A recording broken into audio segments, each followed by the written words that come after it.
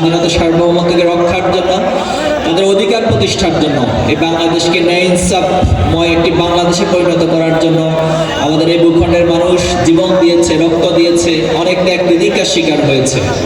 গত 2 বছর আগেও এখানে ফ্যাসিবাদ কায়েম ছিল।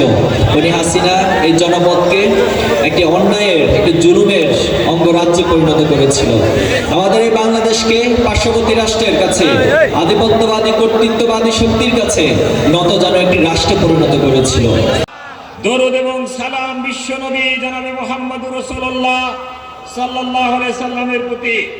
প্রিয় পার্বতীপুর ফুলবাড়ীবাসী, জামাত ইসলামীর আমির তিনি ঘোষণা দিয়েছেন যে আমরা জনগণের শাসক হতে চাই না, সেবক হতে চাই।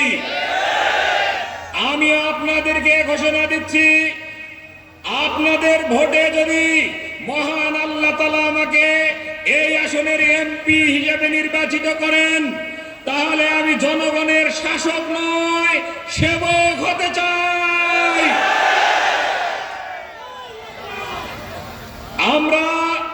আমরা দেখতে পাচ্ছি কৃষিতে নির্ভর। আমরা যতক্ষণ পর্যন্ত উত্তরাঞ্চলের কৃষকদেরকে সার, বীজ, কীটনাশক বিনামূল্যে অথবা সাশ্রয় মূল্যে না দেওয়া হবে, ততক্ষণ পর্যন্ত আমরা আন্দোলন গড়ে তুলব ইনশাআল্লাহ। এই বাংলাদেশে ইসলাম এবং ইসলামী আন্দোলনকে যতবার দমিয়ে দেওয়ার চেষ্টা করা হয়েছে, আল্লাহ তাআলা ততবার এই ইসলামের নূরকে, কোরআনের নূরকে উচ্চকিত করেছে। সম্মানিত ভাইয়েরা, আমরা সবসময় আমরা কেন্দ্রীয় সভাপতির বক্তব্য শুনবো। শুধুমাত্র আমরা যে বীরের জাতি, সেই কথাটা বলেই শেষ করছি। মুসলিম আমি, সংগ্রামী আমি চির রণবীর, আল্লাহকে ছাড়া কাউকে মানি না। নারায়ে তাকবীর, নারায়ে তাকবীর।